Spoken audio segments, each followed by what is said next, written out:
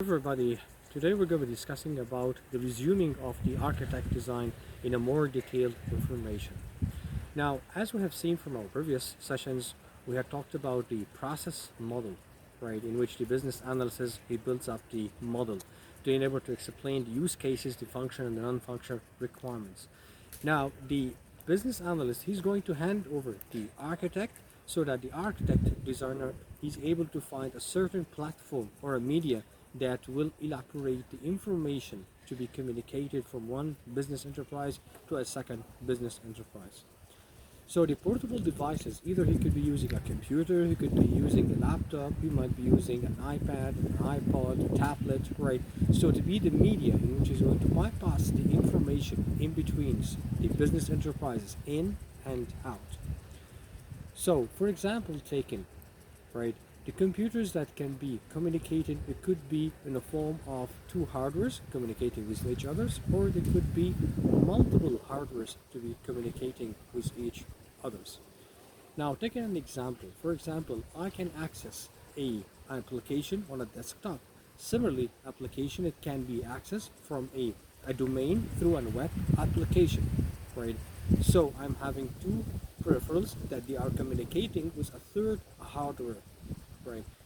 Now, when it comes to hardware, the architect he needs to specify what are the hardware specs that are going to be used, what are the software that are going to be residing on that hardware, and what are the application that's going to be fit onto the hardware itself, and of course how the presentation, the web UX UI is going to present it on what medium, what platform, right? So what we can say is that when it comes to the building blocks of information systems, they are composed of four important components. We do have the database, and the database which had been produced by the technical analyst through his ARD, integration diagram, right? Database, it can be has a modality as well. It does have through in the ARD, it's as well the cardinality of the data. So when it comes to the cardinality, that means we're talking about the relationships, the one-to-one, the one-to-many, the many-to-many broken down into many-to-one and one-to-many, or many-to-one, right? And we do have the modality. Modality means we're talking about the field, whether it's going to be a nullable or not nullable, right? When it comes to databases, right, where you could have various types of database could be used. You can have the DB2, you can have the Mongo database, you can have the Oracle SQL database, you have the Microsoft SQL database, Informix, Sybase. All of them, whether it comes under database, they have a schema, and they have as well an entity relation diagram. The second arm is that we have is the database access logic. So the database access logic, it is the wire that's going to communicate in between the application and the database, right? It is basically your structured query language, right, that will be able to enable you to perform a certain query. Nowadays, if you're using a Microsoft.NET framework, you might have LangQ. LangQ, you have to write certain instructions, certain statements that's going to integrate between your application and the database. The third arm is your application logic. When it comes to application logics, so here comes the data flow diagrams, which the business analyst has produced, your use cases, your functional requirements, the non-functional requirements.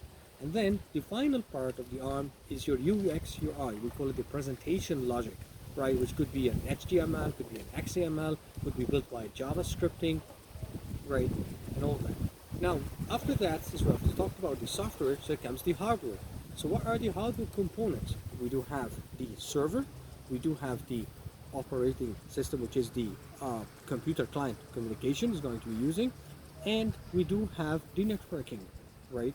So we have the networking, we have the server, and we have the client computing, the portable device is going to use, right?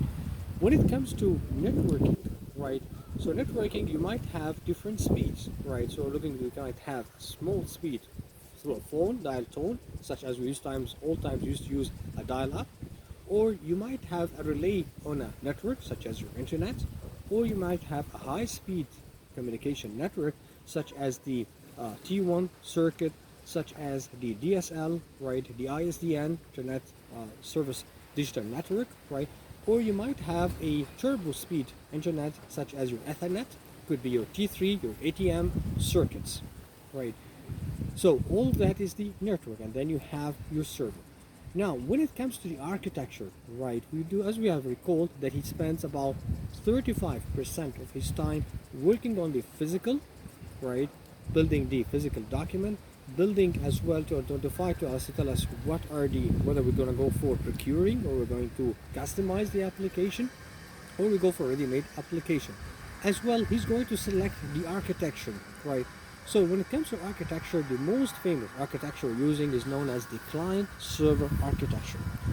Now, when it comes to client-server architecture, right, there are many advantages of using it. First of all, scalability. So when it comes to scalability, it means that I can add resources, right, or I can reduce resources, or I can add a server, an extra server. So that means I can share the load in between the servers, right? So when it comes to the client and a server, right, that we call it a two tiers, right, architecture. If I'm going to add a third server, that is, I'm going to move the from the server the application. I'm going to put an application server separated from the database server, so I have a third tier application. And again, I'm going to take the data access logic, put it on another server. Again, still it's a third tier architecture. The second advantage is that I have from a client-server architecture is that I can add a middleware software that will be onto the client machine, as well it will be onto the server. The middleware, it will act as a translator, an interpreter. Is going to translate from the same network, right, to determining which operating system I'm using. For example, I'm using on the client side, I'm using Macintosh, right, and so the middleware software is going to translate, and it tells the server, okay, take care, this person is using a Macintosh. Similarly, if I'm using a Windows operating on another partition drive, again, it's going to communicate and translate it into the machine, and it'll tell it that he's using a Windows, right?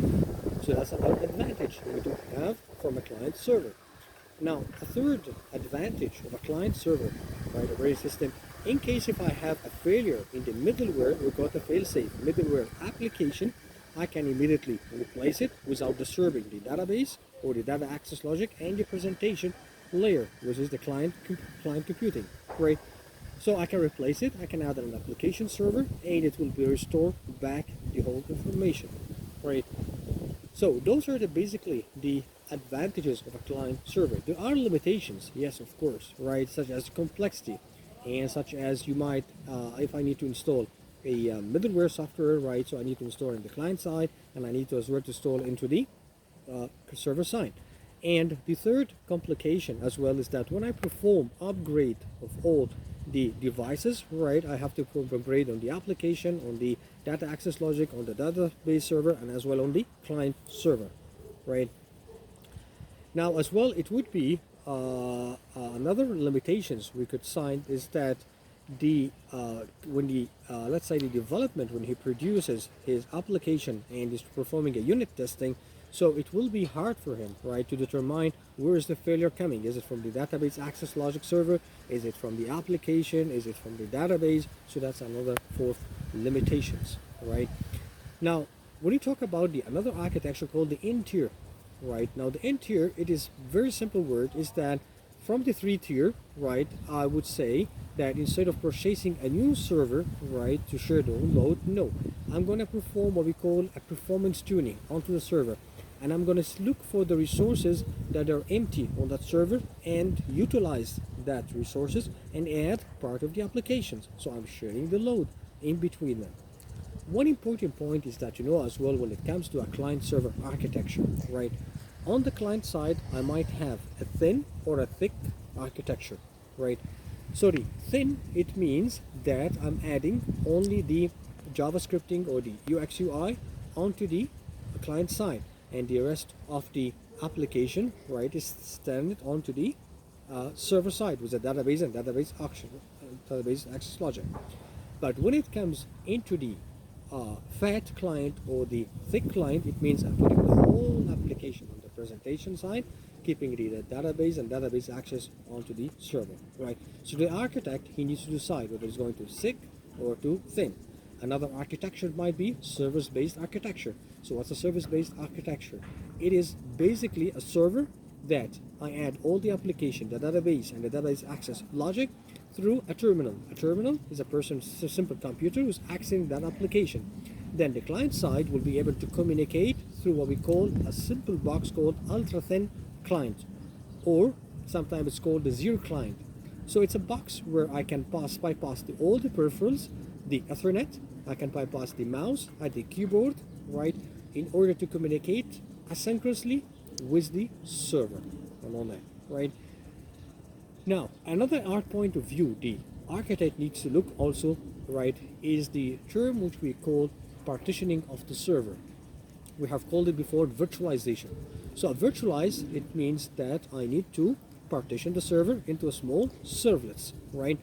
For example, you might have in a company a big room, right, and you need to partition that room, right, into certain foots, for example 6x6 foots, right, so that you place a partition for your employees, your developers, your QC, your team lead, your designers, all the stuff, and the technical support. Similarly, when it comes to server, I'm partitioning the server, right? That means I'm storing a certain space for that to be utilized, right, to the end user, so he can be able to use it, right? Virtualization can be performed onto the storage, onto the network, right, or on the application and on the database, right? Now, in 2012, and according to Gartner, about 75% of the mid-sized business companies, right, they had moved into what we call virtualization. Nowadays, technology, we're talking about business clouding, right? Business clouding, the most advantages of it is that you can add resources or reduce resources. It is called elasticity, right? And like in economics, you have the more the demand, right? That means you have a more supply. When there's less supply, you have less demand, right? So elasticity, right, it comes as well into the clouding. So if I have a high peak, I'll give you more resources. If you have a low peak, I will give you no resources, right? And I'm going to charge you based on those resources. Another advantage of clouding is that I provide you with the APA, Standard Application Programming Interface, right? So the architect, he needs to go and look also to clouding. Other aspects, he needs to look also on the access control, the privileges. He needs to look as well onto the encryption. When it comes to encryption, it means that he needs to encrypt the data or the database, right, or encrypt the messages. So encryption is basically, it is a mathematical logic, right, a formula that is used. It could be asymmetrical, it could be asymmetrical. Asymmetrical using DAS, right, or it can be using AES, right. And if it comes to the asymmetrical, means we're using a public key that I can encrypt or a private key to decrypt, or vice versa. Other aspects you need to also to look on to do is the virus, right? What are the malware that are going to affect my the systems, and you need to put either a firewall to protect, right, or to place a Norton antivirus or any antivirus system that can protect you from malware devices.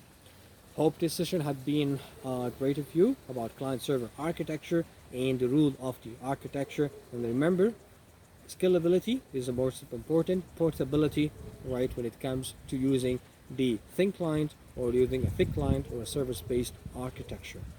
It's been a pleasure to me tonight, right, and this was Mohamed Zaku, right, freelance project manager officer at Softec Lake and a PMP trainer with Soft Academy, Nile Tech, Cairo University, Azhar University. Thank you very much. To next week, we'll be to meet you, right, with another topic regarding the computing and the architecture design.